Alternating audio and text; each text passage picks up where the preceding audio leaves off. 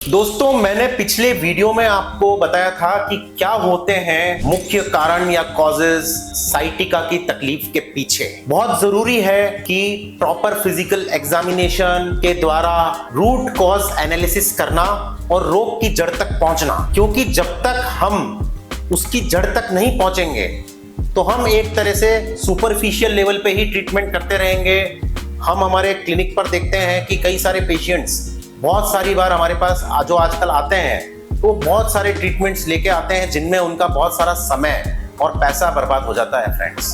क्योंकि आज की तारीख में मैं ये बोलूंगा कि पेशेंट का लक हो गया है कि वो सही जगह पहुंच जाए, क्योंकि बहुत सारे मिसलीडिंग एड्स, बहुत सारे मिसलीडिंग वीडियोस, रील्स मैं देख रहा हूँ यूट्यूब पे, इंस्टाग्राम पे वायरल होती हैं और लोगों को लगता है क्योंकि मरता क्या ना करता। तो फ्रेंड्स, आज इस वीडियो में मैं डॉक्टर व्योम बोलिया, होलिस्टिक पेन स्पेशलिस्ट, आपको बताऊंगा कि कैसे एक कॉम्बिनेशन थेरेपी अप्रोच के द्वारा साइटिका की तकलीफ का हम हमारे क्लिनिक के अंदर हमारी टीम के साथ में रोज बहुत सारे पेशेंट्स का सक्सेसफुली ट्रीटमेंट करते हैं, जो आज हमारे पास में देश के विभिन्न कॉर्नर से और अब तो विदेशों से भी आने लग गए हैं फ्रेंड्स। क्योंकि ये जो एक कॉम्बिनेशन थेरेपी अप्रोच होता है, अगर इसको परफेक्शन के साथ में सही एनालिसिस असेसमेंट के बाद अप्लाई किया जाए तो लगभग 98% तक मैं बोलूंगा कि रिजल्ट्स हासिल किए जा सकते हैं और पेशेंट को उसके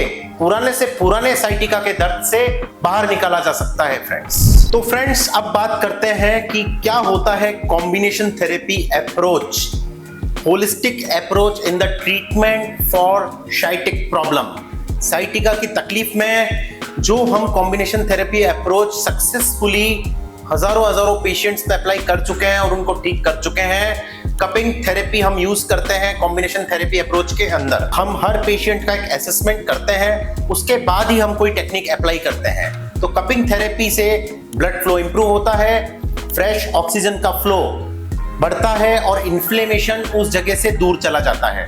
तो ये एक बहुत अच्छी पद्धति है जो प्राचीन समय से चली आ रही है। पूरा डिटेल्ड वीडियो आप मेरे YouTube चैनल पर इसके बारे में भी देख सकते हैं। एक्यूपंक्चर भी बहुत ही हजारों वर्ष पुरानी एक प्राचीन ट्रीटमेंट टेक्निक है।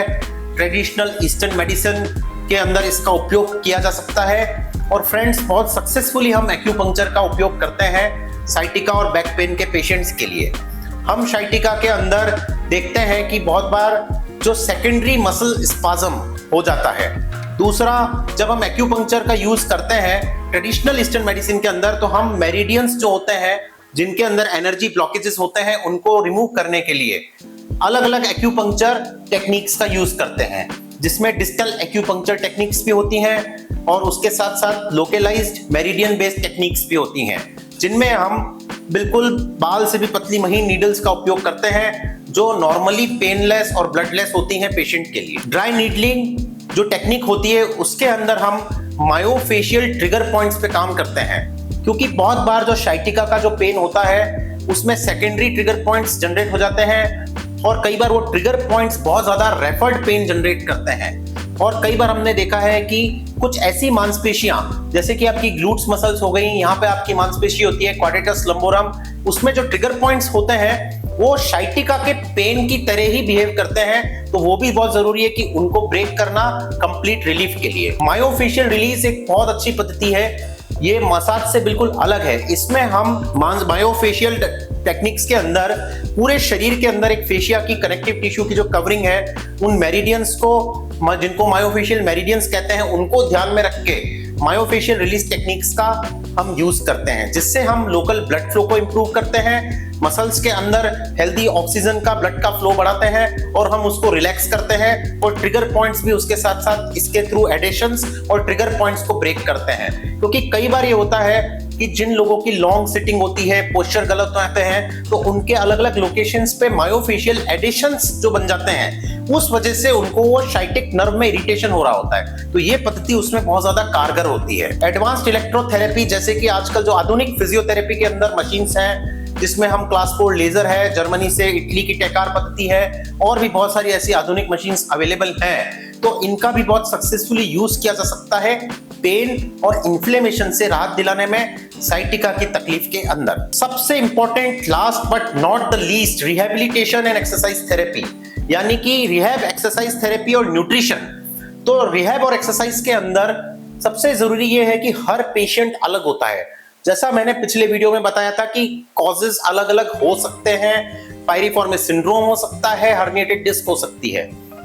तो जैसे कि होता है कि one size doesn't fit all, तो उसी तरीके से एक कस्टमाइज्ड और टेलर्ड प्रोग्राम, जिसको हम बोलते हैं एक्सरसाइज प्रिस्क्रिप्शन, जैसे दवा का प्रिस्क्रिप्शन होता है वैसे एक्सरसाइजेस का प्रिस्क्रिप्शन डिजाइन करते हैं। जब पेशेंट हमारे पास रोज आता है तो हमको पता लगता है कि कौन सी एक्सरसाइज से हम साइटिक नर्व पे कंप्रेशन को रिलीव कर सकते हैं, तो हम वो वाला एक प्रोग्राम अप्लाई करते हैं। रिहैबिलिटेशन और एक्सरसाइज का सबसे बड़ा दूसरा पर्पस है फंक्शनैलिटी पूरी रिगेन करना पेशेंट के अंदर, वो सारे काम पहले जैसे कर पाए और भविष्य में उसको साइटिका की तकलीफ ना हो। तो ये बहुत जरूरी है, क्योंकि कई बार हमने देखा है कि पेशेंस नहीं होने की वजह से थोड़ा पेन में रिलीफ आती है। अक्सर इंडिया में पेशेंट ट्रीटमेंट को अधूरा छोड़ देता है, रिहैब एक्सरसाइज थोड़े दिन करता है और फिर छोड़ देता है। मैं बहुत जल्दी इस पे भी बहुत डिटेल में एक वीडियो बनाऊंगा। न्यूट्रिशन बहुत इंपॉर्टेंट पार्ट है, क्योंकि जैसा होगा अन्न वैसा होगा मन। आपके अंदर न्यूट्रिशन के अंदर बहुत सारे विटामिन की डेफिशिएंसीज हो सकती हैं, जिसकी वजह से भी आपको क्रॉनिक पेन रह सकता है, इन्फ्लेमेशन रह सकता है।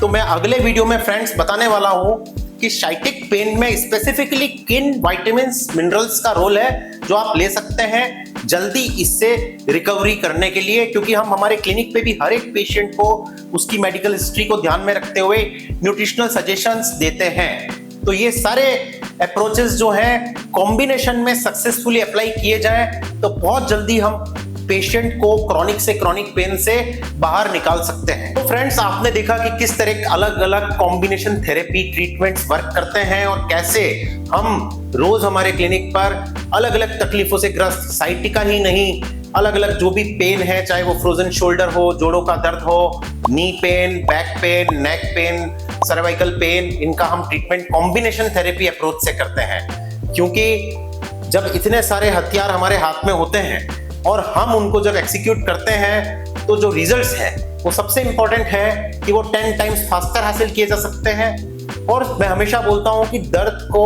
जड़ से ठीक करना बहुत जरूरी होता है। इसके लिए कोई फास्ट पेस्ड ट्रीटमेंट दुनिया में अवेलेबल नहीं है, कोई जादू का डंडा नहीं है जो मैं मेरे पेशेंट्स को समझाता हूं, क्योंकि कई बार पेशेंस बहुत जरूरी है। पुराने से पुराने क्रॉनिक पेन से तभी आप बाहर आ सकते हैं। एक मल्टीफेसेटेड अप्रोच यूज होगा तो ही क्रॉनिक पेन से आप बाहर आ पाएंगे। जल्दबाजी में कभी भी क्रॉनिक पेन को ठीक नहीं किया जा सकता है, क्योंकि ताली दोनों हाथ से बजती है। हम हमेशा हमारे मरीजों को यही समझाते हैं कि जितना एफर्ट्स हम डाल रहे हैं उतना ही आपको सहयोग करना है।